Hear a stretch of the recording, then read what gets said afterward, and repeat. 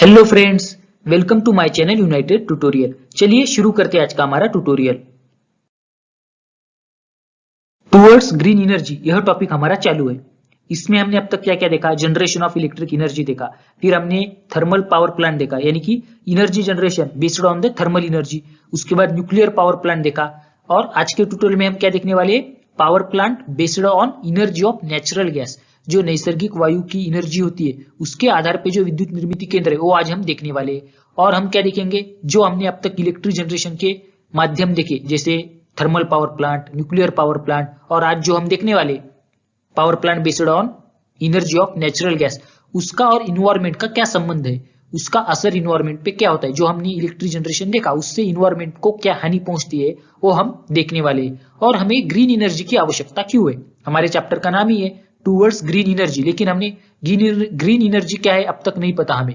तो green energy क्या है हमें आज देखने को मिलेगा, और हमें ग्रीन एनर्जी की तरफ क्यों बढ़ना चाहिए। टूवर्ड्स ग्रीन एनर्जी बोला है, यानी हमें ग्रीन एनर्जी की तरफ आगे बढ़ना चाहिए, ग्रीन एनर्जी को स्वीकारना चाहिए, हरित ऊर्जा की तरफ जाना चाहिए। क्यों, ऐसा क्यों, आज हमें पता चलने वाला है। तो चलिए आगे बढ़ते हैं। Power generation plant based on energy of natural gas, विद्युत ऊर्जा निर्मित केंद्र, लेकिन किसके ऊपर है वो? Energy of natural gas. ऊर्जा किसके अंदर की ऊर्जा? नैसर्गिक वायु। जो नैसर्गिक वायु के अंदर ऊर्जा होती है उसके आधार पे एक पावर प्लांट है, या फिर हम बोल सकते हैं ऊर्जा निर्मित केंद्र है। चलिए देखते हैं। In this plant, the turbine is run by a gas at very high temperature and pressure generated by combustion of natural gas. इस प्लांट में ये जो विद्युत निर्मित केंद्र है इसमें टरबाइन को घुमाया जाता है, लेकिन टरबाइन को घुमाने के लिए एनर्जी चाहिए। कौन सी एनर्जी का इस्तेमाल किया जाता है? यहाँ पे गैस का इस्तेमाल किया जाता है। कौन सा गैस? जिसका टेम्परेचर बहुत ज्यादा है और प्रेशर भी बहुत ज्यादा है। लेकिन ये गैस कहां से जनरेट होता है? Generated by combustion of natural gas. जो नेचुरल गैस है, जो नैसर्गिक वायु है, उसके कंबक्शन से, उसके ज्वलन से जो गैस मिलता है उस गैस से टरबाइन को घुमाया जाता है।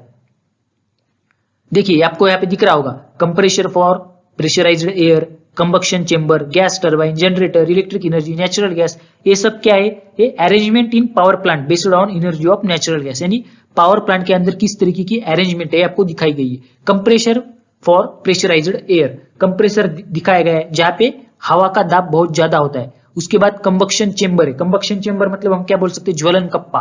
उसके आगे टरबाइन है, गैस टरबाइन, जो कि गैस के ऊपर घूमता है टरबाइन। उसके आगे जनरेटर है, फिर इलेक्ट्रिक एनर्जी, और कंबक्शन चेंबर के नीचे नेचुरल गैस है। इसका मतलब क्या है? देखिए आपको बताता हूं। There are 3 main section in type of plant, 3 main section है इस प्लांट में। कौन से? Pressurised air is introduced in the combustion chamber using a compressor. Combustion chamber में प्रेशराइज्ड एयर जाती है, किसके थ्रू जाती है? Compressor, using compressor. कंप्रेसर से हम एयर को प्रेशराइज करते हैं और कंबक्शन चेंबर में भेजते हैं। इन the combustion chamber the natural gas burns in presence of air. Combustion chamber में क्या होता है? नेचुरल गैस बर्न होता है, यानी वो जलता है इन प्रेजेंस ऑफ एयर, मतलब हवा के साथ। हवा तो चाहिए जलने के लिए, यानी ऑक्सीजन की जरूरत होती है, तो उसके साथ वो गैस क्या करता है? कंबक्शन चेंबर में नेचुरल गैस जलता है। The gas at very high temperature and pressure generated in this chamber runs the turbine. और कंबक्शन चेंबर में नेचुरल गैस जलने के बाद जो हाई टेम्परेचर और प्रेशर के साथ एक गैस जनरेट होता है वो टरबाइन को रन करता है। टरबाइन उससे क्या होता है? मूव होता है, घूमता है। हमने देखा था टरबाइन घूमने से इलेक्ट्रिसिटी जनरेट होती है, इसके पहले वाले और उसके पहले वाले ट्यूटोरियल में हमने देखा था। तो यहाँ पे क्या बोला गया है?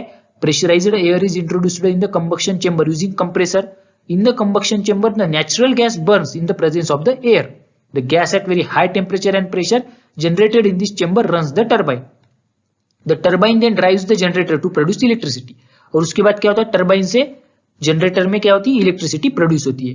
तो इसमें 3 मेन चीजें कौन से? 3 मेन सेक्शन, कंप्रेसर जिसमें प्रेशराइज्ड एयर होती है, कंबक्शन चेंबर हम बोल सकते हैं, और टरबाइन और जनरेटर, ये 3rd सेक्शन ऐसा हम बोल सकते हैं। नेचुरल गैस क्या करता है? कंबक्शन चेंबर में जलता है, किसके साथ? हवा के साथ, और एक हाई टेम्परेचर और प्रेशर के साथ गैस निर्माण होता है, उस गैस से टरबाइन घूमता है और वो जनरेटर में इलेक्ट्रिसिटी जनरेट करता है। तो एक पावर प्लांट जनरेशन का क्या है? आपको आराखड़ा, या फिर हम बोल सकते हैं अरेंजमेंट दिखाई गई है यहाँ पे। अभी यहाँ पे आपको क्या दिखाया गया है? एक transformation of energy in power plant. ये जो हमने पावर प्लांट अभी देख रहे हैं, कौन सा? Power plant based on energy of natural gas. उसके अंदर एनर्जी किस तरीके से ट्रांसफॉर्म होती है, चलिए देखते हैं। Chemical energy in natural gas transform to kinetic energy generated due to combustion of natural gas. वो किस में जाती है? काइनेटिक एनर्जी इन टरबाइन, और वो किस में कन्वर्ट होती है? Electrical energy. हमने देखा नेचुरल गैस जलता है तो इसमें अंदर केमिकल एनर्जी होती है, तो वो कन्वर्ट किसमें होती है, kinetic energy generated due to combustion of natural gas. Natural gas जलने के बाद एक गैस प्रोड्यूस होता है जिसका प्रेशर और टेम्परेचर बहुत ज्यादा होता है, तो उसके अंदर काइनेटिक एनर्जी आ जाती है। फिर वो काइनेटिक एनर्जी किसमें कन्वर्ट होती है, काइनेटिक एनर्जी ऑफ टरबाइन, क्योंकि वो टरबाइन को घुमाता है तो टरबाइन के अंदर काइनेटिक एनर्जी आ जाएंगी, और वो फिर किसमें कन्वर्ट होगी, इलेक्ट्रिकल एनर्जी में। तो क्या है, ये एनर्जी का ट्रांसफॉर्मेशन किस तरीके से होता है इस प्लांट में दिखाया गया है। The efficiency of this type of power generation plant is higher than that of power generation plant based on coal. जो हमने देखा था कोयले के बेस पे, यानी कोयला इस्तेमाल करके जो हमने इलेक्ट्रिसिटी जनरेशन का प्लांट देखा था, उससे ज्यादा इस प्लांट में यानी नेचुरल गैस की एनर्जी का इस्तेमाल करके जो पावर प्लांट है उसकी क्या इफिशियंसी ज्यादा है। इफिशियंसी मतलब हम क्या बोल सकते हैं, उसकी कार्यक्षमता ज्यादा है। उसकी जो कार्यक्षमता है इस पावर प्लांट की वो ज्यादा है, किससे, जो पावर प्लांट कोयला इस्तेमाल करता है उससे ज्यादा। और कोयला कहां पे इस्तेमाल किया था हमने, याद कीजिए थर्मल पावर प्लांट में हमने कोयला इस्तेमाल किया था, तो उससे ज्यादा इस पावर प्लांट की कार्यक्षमता है, इफिशियंसी है। Moreover, since the natural gas does not contain sulphur, burning of natural gas result in less pollution.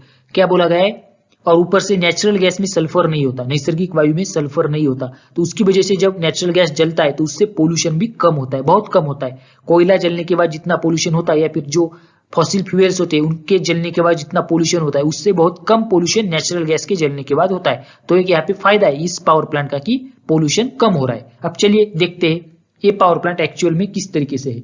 इस पावर प्लांट का आराखड़ा देखते हैं। आराखड़ा मतलब हम क्या बोल सकते हैं, स्कीमेटिक, स्केचमेटिक जो भी है वो आराखड़ा है। चलिए देखते हैं क्या क्या दिखने को मिल रहा है आपको यहाँ पे। फ्यूएल, फ्यूएल यानी ईंधन। कंबक्शन चेंबर यानी ज्वलन कक्ष हम बोल सकते हैं, जहां पे क्या होता है, ज्वलन कक्ष या फिर ज्वलन कप्पा, जिसके अंदर नेचुरल गैस हवा के साथ जलता है। गैस टरबाइन, फिर उसके अंदर जो गैस प्रोड्यूस होता है जिसका टेम्परेचर और प्रेशर बहुत ज्यादा होता है, वो टरबाइन को घुमाता है। टरबाइन को घूमने से क्या होता है, जनरेटर में इलेक्ट्रिक एनर्जी प्रोड्यूस होती है। और गैस टरबाइन से इमिशन ऑफ हॉट गैसेस दिखाया गया, मतलब हॉट गैसेस जो है वो बाहर निकलते हैं टरबाइन को घुमाने के बाद, उनकी एनर्जी से टरबाइन घूमता है और फिर गैसेस बाहर निकलते हैं। तो क्या होगा, एक आराखड़ा देख लिया हमने किसका, power plant based on energy of natural gas. तो चलिए आगे बढ़ते हैं। सब natural gas based power plants and their capacity. अभी आपकी बुक में कुछ पावर प्लांट्स दिए गए जो कि नेचुरल गैस के ऊपर आधारित है और उनकी capacity.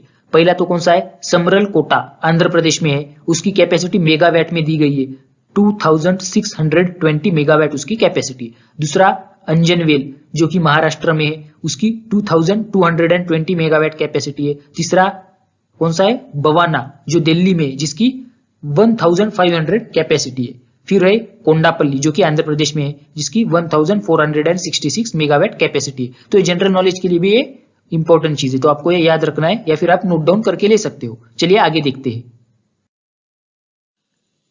Electric energy generation and environment. अभी हमें क्या करना है, ऊर्जा निर्मिति जो है, विद्युत ऊर्जा निर्मिति और जो हमारा इन्वायरमेंट है, पर्यावरण, उनके बीच का संबंध क्या है, क्या इफेक्ट होता है इन्वायरमेंट पे इलेक्ट्रिक जनरेशन से। चलिए देखते हैं। Electricity generation based on fossil fuels like coal, natural gas and nuclear fuels like uranium and plutonium are not environment friendly. क्या बोला गया है, जो हम विद्युत निर्मिति करते हैं किसके ऊपर, कोलसा यानी हम दगड़ी कोलसा, नैसर्गिक वायु या फिर जो फॉसिल फ्यूल्स यानी जो खनिज ईंधन है उनके उनसे, और जो नेचुरल गैस है, नैसर्गिक वायु, न्यूक्लियर फ्यूल्स यानी न्यूक्लियर फ्यूल्स को हम क्या बोल सकते हैं, आणविक ईंधन है, जैसे कि यूरेनियम और प्लूटोनियम। इनके ऊपर जो इलेक्ट्रिसिटी जनरेशन होता है वो क्या है, इन्वायरमेंट फ्रेंडली नहीं है, वो पर्यावरण स्नेही नहीं है। क्योंकि हमने देखा था जो फॉसिल फ्यूल को बर्न करते, कोल को बर्न करते, तो क्या होता है, पोल्यूशन होता है। और अगर न्यूक्लियर फ्यूल्स की बात करें हम, जैसे यूरेनियम और प्लूटोनियम, अगर कोई एक्सीडेंट हो गया, वहां पे कुछ लीकेज हो गया तो रेडिएशंस निकलते हैं जो कि पूरे के पूरे लिविंग थिंग्स के लिए, सारे के सारे ऑर्गेनिजम्स के लिए, प्लांट के लिए, एनिमल के लिए, सबके लिए वो हार्मफुल है। तो इससे हमें क्या पता चलता है कि इन सारी चीजों के ऊपर जो इलेक्ट्रिसिटी जनरेशन का पावर प्लांट होगा वो इन्वायरमेंटल फ्रेंडली नहीं होगा, वो इन्वायरमेंट फ्रेंडली यानी पर्यावरण स्नेही नहीं है। It means that if electrical energy is generated using these fuels, it can be lead to environmental degradation. इसका मतलब क्या है, अगर इन सारी चीजों का जो अभी ऊपर बताई गई है, कोल, नेचुरल गैस, न्यूक्लियर फ्यूल्स, इनका इस्तेमाल करके अगर हमने इलेक्ट्रिसिटी जनरेशन किया तो उसके ऊपर, उससे क्या होगा, दुष्परिणाम होगा हमारे इन्वायरमेंट के ऊपर, पर्यावरण के ऊपर दुष्परिणाम होगा उसका। We have seen that burning of fossil fuels like coal and natural gas leads to emission of certain gases and soot particles. हमने देखा था, पहले भी पढ़ा था कि जब हम फॉसिल फ्यूल्स यानी जैविक ईंधन जैसे कि कोल, दगड़ी कोलसा बोल सकते हैं हम, और नैसर्गिक वायु, नेचुरल गैस, अगर उनको हम बर्न करते तो उससे क्या होते हैं, कुछ गैसेस रिलीज होते हैं, इमिट होते हैं, और सूट पार्टिकल्स और कुछ धूल होता है, उस धूल में कुछ सूक्ष्म कण होते हैं, वो भी इमिट होते हैं उससे। This result in air pollution. Incomplete combustion of fuels leads to formation of carbon monoxide. It adversely affects our health. क्या बोला गया है? उससे पहली बात तो एयर पोल्यूशन होता है, जो गैसेस बाहर निकलते हैं, और जो सूट पार्टिकल्स होते हैं उससे एयर पोल्यूशन होता है। और अगर इनकम्प्लीट कंबक्शन हुआ, मतलब वो अर्धवट ज्वलन हुआ, आधा जलन हुआ उस फ्यूल का, तो क्या होता है, उससे कार्बन मोनोऑक्साइड बनता है और वो हमारी हेल्थ को अफेक्ट करता है। और कैसे अफेक्ट करता है? एडवर्सली अफेक्ट, मतलब बुरी तरीके से हमारी हेल्थ के ऊपर उसका दुष्परिणाम होता है, हमारी जो आरोग्य है उसके ऊपर उसका दुष्परिणाम होता है। Increase in percentage of carbon dioxide in the air due to burning of fuels affects environment severely. The phenomena of global warming is an example of this. क्या बोला है? अगर कार्बन डाइऑक्साइड का परसेंटेज, यानी अगर कार्बन डाइऑक्साइड इस environment में, हमारे इन्वायरमेंट में बढ़ गया, फॉसिल फ्यूल की बर्निंग की वजह से अगर कार्बन डाइऑक्साइड की जो क्वांटिटी या फिर जो अमाउंट है अगर हमारे इन्वायरमेंट में बढ़ गया, तो क्या होगा? ग्लोबल वार्मिंग हो सकती है। ग्रीन हाउस इफेक्ट हमको पता है, उससे हमने देखा था ग्लोबल वार्मिंग किस तरीके से होती है, कार्बन डाइऑक्साइड से। आप लोगों को पता होगा, आपने पढ़ा होगा। तो इसका इन्वायरमेंट के ऊपर एक बहुत बुरा असर हो रहा है, दुष्परिणाम हो रहा है, ऐसा हम कह सकते हैं। Nitrogen dioxide generated due to burning of fuels like coal, diesel, petrol ETC lead to problems like acid rain. और जो नाइट्रोजन डाइऑक्साइड है वो किससे जनरेट होता है? अगर हम कोल, डीजल, पेट्रोल इनको बर्न करते, अगर उनको जलाते हैं, तो नाइट्रोजन डाइऑक्साइड जनरेट होता है। और उससे क्या होता है? Acid rain. एसिड रेन मतलब पता है आपको, एसिड रेन उससे हो सकती है। एसिड रेन को हम क्या बोल सकते हैं? आम्ल वर्षा। आम्ल वर्षा हो सकती है उससे। Soot particle generated due to incomplete burning of fossil fuel cause air pollution. It can lead to problem related to respiratory system like asthma. और जो सूक्ष्म कण होते हैं धूल में, उससे क्या होता है? एयर पोल्यूशन हो सकता है, जो कि फॉसिल फ्यूल के इनकम्प्लीट बर्निंग से होते हैं। और रेस्पिरेटरी प्रॉब्लम्स भी हो सकते हैं, रेस्पिरेटरी सिस्टम के प्रॉब्लम्स भी हो सकते हैं, जैसे अस्थमा। हमारी जो श्वसन प्रक्रिया है, श्वसन क्रिया, श्वसन संस्था, उसके भी कुछ प्रॉब्लम हो सकते हैं, जैसे कि अस्थमा उससे हो सकता है। It took millions of years for formation of fossil fuels like coal, crude oils and natural gases, LPG and CNG. LPG और CNG ये क्या है? नेचुरल गैसेस है, नैसर्गिक वायु। और जो कोल, क्रूड ऑयल होते हैं और जो नेचुरल गैस होता है, उन्हें मिलियन ऑफ ईयर्स लगते हैं फॉर्मेशन के लिए, उन्हें तैयार होने के लिए बहुत सारे साल लगते हैं। हम बोल सकते हैं हजारों करोड़ों साल, यहाँ पे तो मिलियन ऑफ ईयर्स बोला गया है, तो बहुत सारे साल लगते हैं उनको जनरेट होने के लिए। किसको? फॉसिल फ्यूल को, जैसे कि कोल, क्रूड ऑयल और natural gas. Also the reserves of these fuels are limited. They are going to deplete in future. और ये जो फ्यूल्स है उनके जो साठे है वो मर्यादित है, वो अभी खत्म होने वाले हैं। अभी फ्यूचर में वो ज्यादा दिनों तक, या फिर हम बोल सकते हैं ज्यादा सालों तक नहीं रहने वाले, वो जल्दी ही खत्म होने वाले हैं। It is said that with the current speed of their use, the coal reserves in the world would last for another about 200 years or so, and the natural gas reserves for about 200 to 300 years. क्या बोला है? जो अभी current speed है हमारी इन fossil fuels को इस्तेमाल करने की, अगर इसी स्पीड से अगर हम उन फॉसिल फ्यूल्स का इस्तेमाल करते गए, तो जो कोल है, दगड़ी कोळसा, वो आने वाले 200 सालों में खत्म हो जाएगा। और जो नैसर्गिक वायु है, नेचुरल गैस, वो आने वाले 200 से 300 200 to 300 सालों में वो भी खत्म हो जाएगा। तो इससे हमें क्या पता चलता है कि इलेक्ट्रिक एनर्जी का जो जनरेशन है, चाहे वो थर्मल एनर्जी का हो, फिर चाहे वो न्यूक्लियर पावर प्लांट के आधार पे हो, या फिर हम नेचुरल गैस के बर्निंग से, या फिर हम बोल सकते हैं एनर्जी ऑफ नेचुरल गैस, उसके आधार पे जो पावर प्लांट है वो हो, वो सब क्या है? इन्वायरमेंट फ्रेंडली नहीं है, वो पर्यावरण स्नेही बिल्कुल भी नहीं है। तो हमें क्या क्या करना चाहिए? एनर्जी का जो इस्तेमाल है वो बहुत क्या करना चाहिए? एनर्जी का इस्तेमाल बहुत ही सोच समझ के करना चाहिए, और जितनी जरूरत हो इतना ही करना चाहिए, खास करके इलेक्ट्रिक एनर्जी, क्योंकि इसको जनरेट करने के लिए हमें कितना कितना प्रॉब्लम्स हो सकता है, हमने देखे बहुत सारे प्रॉब्लम हो सकते हैं। पोल्यूशन बढ़ता है उससे, रेस्पिरेटरी प्रॉब्लम्स होते हैं, हेल्थ पे हमारी एडवर्स इफेक्ट होता है उससे। तो हमें एनर्जी का इस्तेमाल सोच समझ के और विवेकपूर्ण पद्धति से करना चाहिए। तो अभी हमें किसकी जरूरत है? हमें कुछ ऐसी एनर्जी की जरूरत है, ऐसे एनर्जी जनरेशन की जरूरत है जो कि इन्वायरमेंट फ्रेंडली हो, और इन्वायरमेंट फ्रेंडली को ही हम बोल सकते हैं ग्रीन एनर्जी। तो चलिए देखते हैं। Towards environment friendly energy, towards green energy. अभी हमने देखा बहुत सारे प्रॉब्लम्स आ रहे थे, जो हमने अभी इलेक्ट्रिक जनरेशन की जो माध्यम देखे उससे बहुत सारे प्रॉब्लम्स हो रहे थे। तो इसलिए हमें किसकी जरूरत है? इन्वायरमेंट फ्रेंडली एनर्जी की, पर्यावरण स्नेही ऊर्जा, उसकी हमें जरूरत है। और उसे हम क्या बोल सकते हैं? Green energy. उसे ही हम क्या बोलते हैं? हरित ऊर्जा। खास करके ऐसे एनर्जी सोर्सेस होते हैं जो कि रिन्यूएबल हो। रिन्यूएबल मतलब वो पुनः पुनः निर्माण होते। चलिए देखते। There are other ways of electricity production which avoids earlier problems. Electricity generation from water reservoir, wind, sunlight, biofuels, etc. are the example of such methods.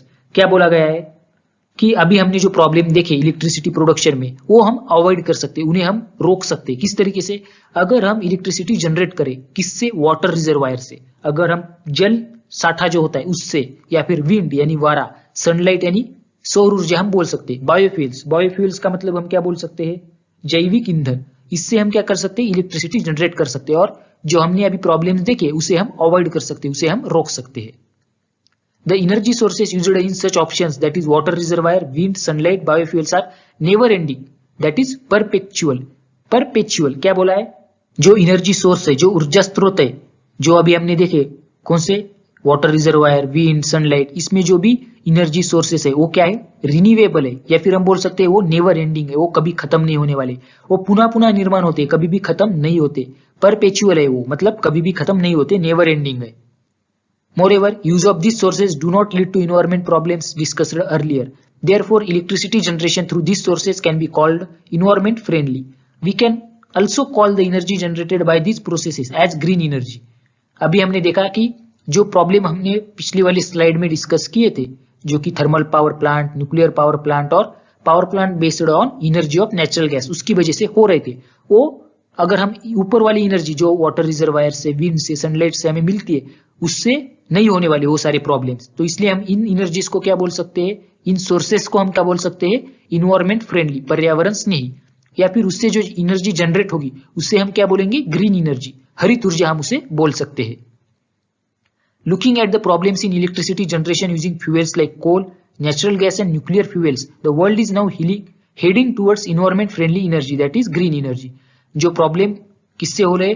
Fossil fuels जैसे कोल, नेचुरल गैस या फिर न्यूक्लियर फ्यूल्स का इस्तेमाल करके energy generation हम कर रहे, उससे जो भी प्रॉब्लम हो रहे उन्हें अगर रोकना होगा तो हमें इन्वायरमेंट फ्रेंडली एनर्जी यानी कि ग्रीन एनर्जी, हरित ऊर्जा की तरफ आगे बढ़ना होगा। तो ये क्वेश्चन भी आपको पूछा जा सकता है एग्जाम में, या फिर आपको आना चाहिए। कौन सा क्वेश्चन? कि हमें आज की डेट में ग्रीन एनर्जी की आवश्यकता क्यों है, हम क्यों बढ़ रहे हैं ग्रीन एनर्जी की तरफ, हमें हरित ऊर्जा का स्वीकार क्यों करना चाहिए? तो इसका ये आंसर है। क्या क्या आंसर है उसका? पहली बात तो जो फॉसिल फ्यूल का जो बर्निंग है उससे क्या होता है? पोल्यूशन होता है। हमारी जो हेल्थ है, रेस्पिरेटरी सिस्टम है, उसके ऊपर उसका दुष्परिणाम होता है। न्यूक्लियर फ्यूल जो है, आणविक ईंधन, उससे क्या होता है? रेडिएशंस निकलते हैं, अगर कोई एक्सीडेंट हो गया, कुछ हो गया तो, और कई पीढ़ियां उससे बर्बाद हो सकती है, उसका असर कई पीढ़ियों पे भी हो सकता है, वो भी एक हार्मफुल है। तो इसलिए हमें क्या करना चाहिए? इन्वायरमेंट फ्रेंडली एनर्जी या फिर ग्रीन एनर्जी की तरफ आगे बढ़ना चाहिए। और हमको पता है जो विंड एनर्जी या फिर सोलर एनर्जी, जो बायोफ्यूल्स है, वो क्या है? सारे के सारे रिन्यूएबल है। रिन्यूएबल मतलब वो नेवर एंडिंग है, वो बार बार फिर से निर्माण होते हैं। हमें पता है विंड कभी खत्म होगी क्या? नहीं। सोलर एनर्जी जो सौर्य ऊर्जा है वो कभी खत्म होगी क्या? नहीं। बायोफ्यूल्स, बायोफ्यूल्स मतलब जो जैविक ईंधन है वो कभी खत्म होगी क्या? नहीं। तो इसलिए हमें इसका इस्तेमाल करना चाहिए। अगर आपको ये वीडियो अच्छा लगा तो वीडियो को लाइक कीजिए, आपके दोस्तों के साथ शेयर कीजिए, और चैनल को सब्सक्राइब करना मत भूलिए। अगर आप चैनल पे नए हो तो चैनल को ध्यान से सब्सक्राइब कीजिए और नोटिफिकेशन बेल को ऑन कीजिए, ताकि आपको टाइम पे नोटिफिकेशन मिलता रहे। चलिए अब हम मिलेंगे नेक्स्ट ट्यूटोरियल में, तब तक के लिए बाय बाय, टेक केयर।